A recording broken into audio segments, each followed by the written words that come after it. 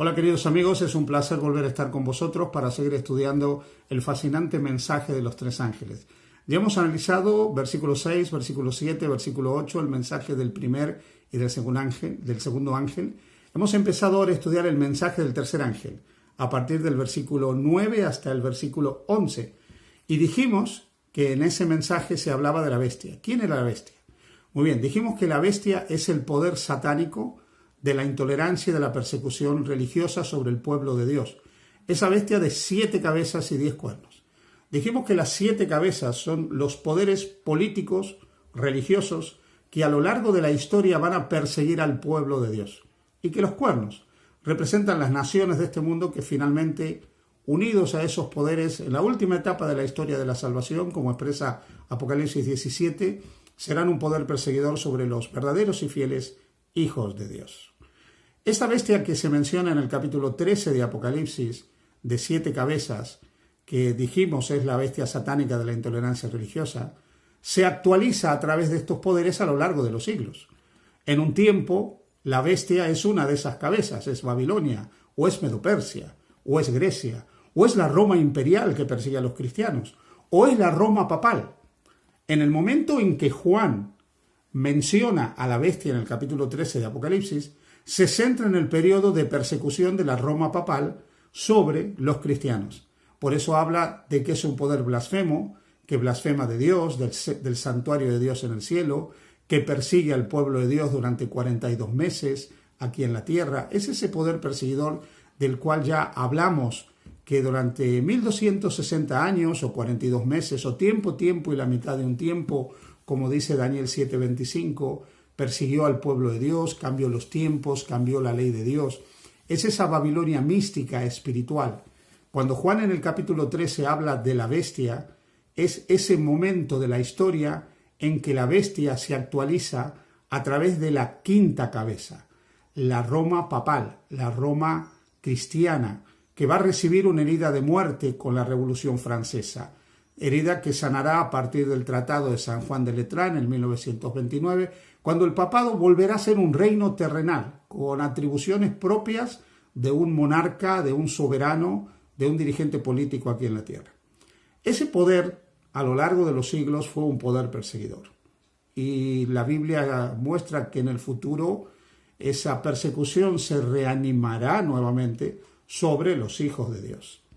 Pero el mensaje del tercer ángel habla del peligro de adorar no solo a este poder, o sea, de someterse a la voluntad de este poder y a los dogmas de este poder, sino que habla del peligro de adorar a la imagen de la bestia. Ahora bien, si la bestia se produce como la unión del poder político con el poder religioso, para explicarlo con más claridad, Babilonia como poder político unido al poder religioso fue un poder perseguidor. Medo-Persia, poder religioso unido al poder político, fue un poder perseguidor. Grecia, con su mitología y su teología mitológica, unido a su política expansionista y colonial, fue un poder perseguidor. Pero también Roma, unido a su religión y su política, fue un poder perseguidor.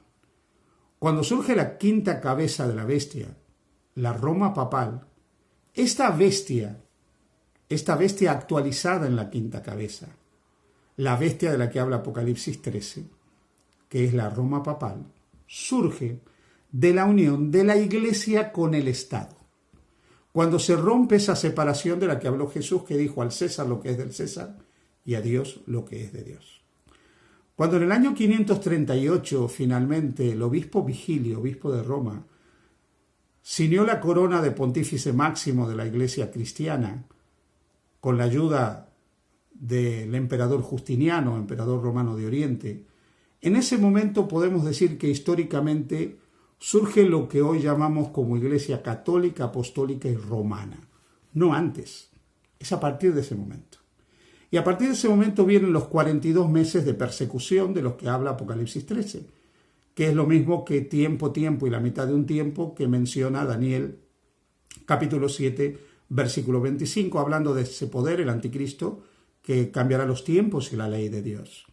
Es lo mismo que los 1260 años de persecución sobre la mujer de la que habla Apocalipsis 12 sobre la iglesia, 538 hasta 1798. Ahora bien, si la bestia perseguidora es la unión de la política con la religión, de la iglesia con el Estado durante los 1260 años, ¿qué es la imagen de la bestia?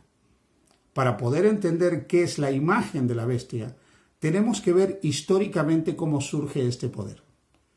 Apocalipsis capítulo 13, desde el versículo 1 hasta el versículo 10, nos habla de este primer poder, de esta primera bestia, que es la Roma papal, que tendrá un periodo de hegemonía de 1260 años, 538 y 1798.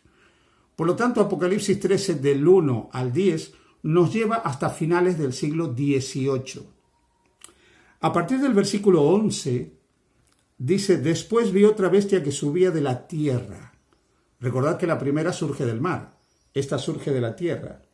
Y tenía 2 cuernos semejantes a los de un cordero, pero hablaba como dragón. Y ejerce toda la autoridad de la primera bestia en presencia de ella, y hace que la tierra y los moradores de la tierra adoren a la primera bestia, cuya herida mortal fue sanada.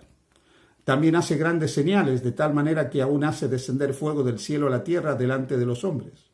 Y engaña a los moradores de la tierra con las señales que se le ha permitido hacer en presencia de la bestia, mandando a los moradores de la tierra que hagan imagen a la bestia, que tiene la herida de espada y vivió. Y se le permitió infundir aliento a la imagen de la bestia, para que la imagen hiciese matar a todo el que no la adorase, y hacía que a todos, pequeños y grandes, ricos y pobres, libres y esclavos, se les pusiese una marca en la mano derecha o en la frente. Y que ninguno pudiese comprar ni vender, sino el que tuviese la marca o el nombre de la bestia o el número de su nombre. Yo no quiero hablar ahora de la marca, quiero centrarme en la imagen.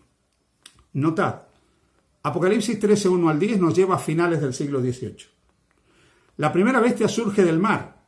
Sabemos por lo que nos dice Apocalipsis capítulo 17, que mar representa pueblos, naciones, muchedumbres y lenguas, y representaría el viejo mundo, este viejo continente en el cual fueron surgiendo los grandes imperios de la tierra, la civilización occidental, pero especialmente los grandes imperios que fueron perseguidores del pueblo de Dios.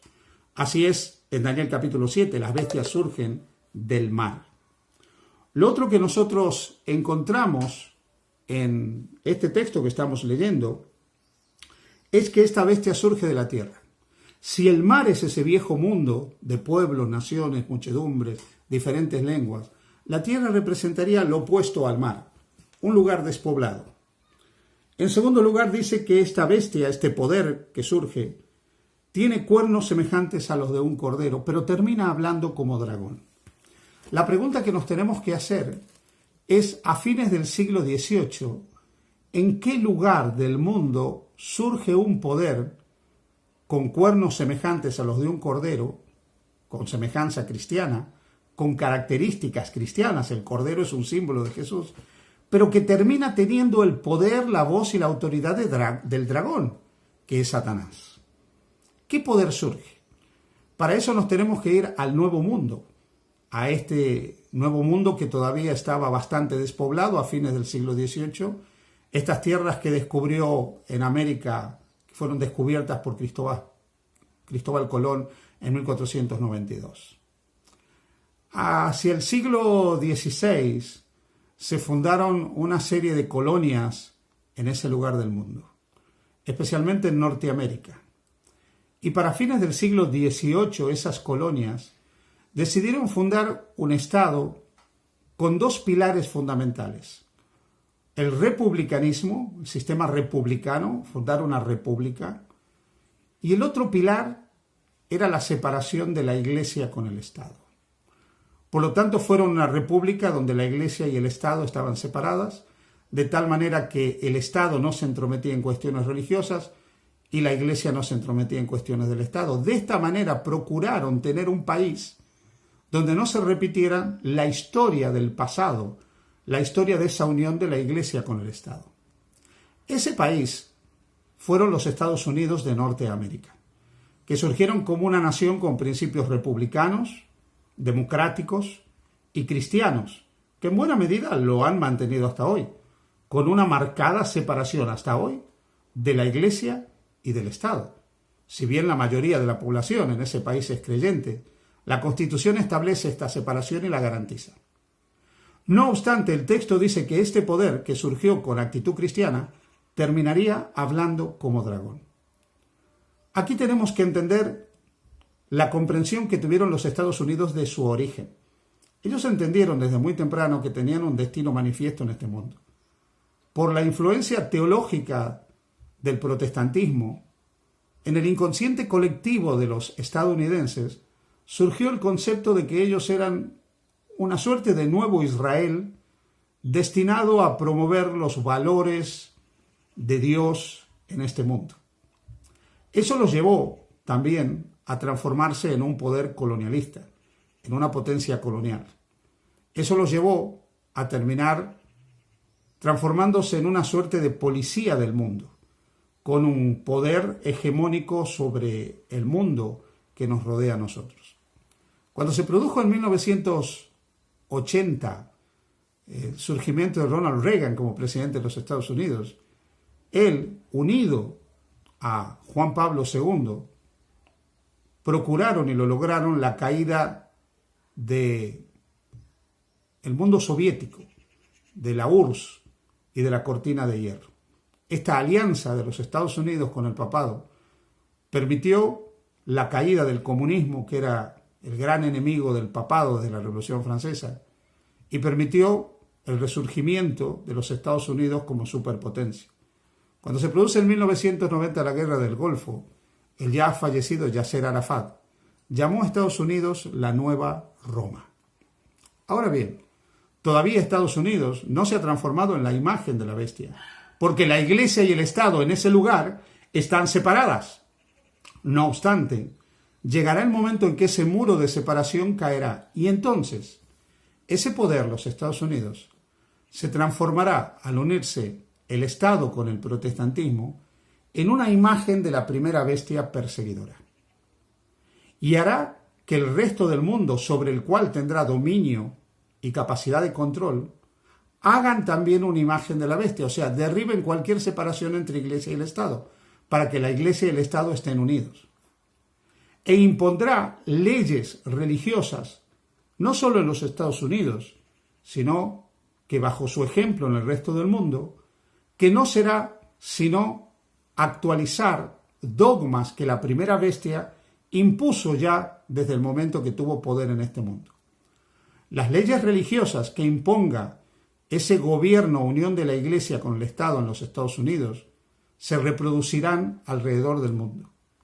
Y esto desatará una persecución sobre aquellos hijos de Dios que no acepten adorar ni a la primera bestia ni a la imagen de la bestia.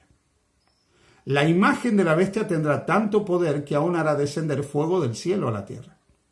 Hay aquí una clara alusión al momento en que Elías oró y hizo descender fuego del cielo. Pero este fuego del cielo que desciende por autoridad de la segunda bestia, de la imagen de la bestia, es un falso fuego. No es el fuego del Espíritu Santo verdadero de Dios. Por lo tanto, aquí se nos habla de un falso reavivamiento espiritual. Habrá falsas manifestaciones del Espíritu Santo. Como parte de esas falsas manifestaciones del Espíritu Santo, que serán hechas por el poder de Satanás, por falsos cristos y falsos profetas que engañarán, si fuere posible, aún a los escogidos, como lo expresó el mismo Jesús en su discurso registrado en el capítulo 24 del Evangelio de San Mateo. Esto llevará a muchos hijos de Dios a someterse a la autoridad de esta imagen de la bestia, de esta unión de poderes políticos y religiosos. Impresionados por estos falsos milagros, muchos aceptarán las imposiciones religiosas de la imagen de la bestia, de esta nueva unión de la Iglesia con el Estado. Y al hacerlo, esta nueva fusión de la Iglesia y el Estado estarán recreando la primera bestia, pero a la vez llevando al mundo a que rindan adoración a ese poder perseguidor, la primera bestia de Apocalipsis 13, 1 al 10. El conflicto será de adoración. Y en ese conflicto cada uno de nosotros tendremos que decidir. Tendremos que decidir de qué lado estar. Si aceptar los dogmas y las enseñanzas del papado, los dogmas y las imposiciones del protestantismo unido a los poderes políticos, de la Iglesia unido a los poderes del Estado, o someternos y aceptar la voluntad de Dios. En ese momento habrá que elegir seguir solamente al Creador, adorar a aquel que hizo el cielo, la tierra, el mar y las fuentes de las aguas. Porque si alguno adora a la primera bestia o a su imagen, finalmente estará en el lugar equivocado. Acepta, por lo tanto, hoy al Señor. Recíbelo hoy como tu Salvador. Confía plenamente en Jesús. No importa el futuro. No importa que en este momento parezca que estos poderes van a controlarlo todo. Cuando llegue el momento en que estas leyes te coaccionen, te impidan comprar, te impidan vender, cuando se imponga la señal de su autoridad en este mundo, no te preocupes. La mano del Señor no se ha cortado para salvar a sus hijos. La Biblia dice, en el libro de los Salmos, joven fui y envejecido, y no he visto justo desamparado ni a su descendencia mendigando el pan.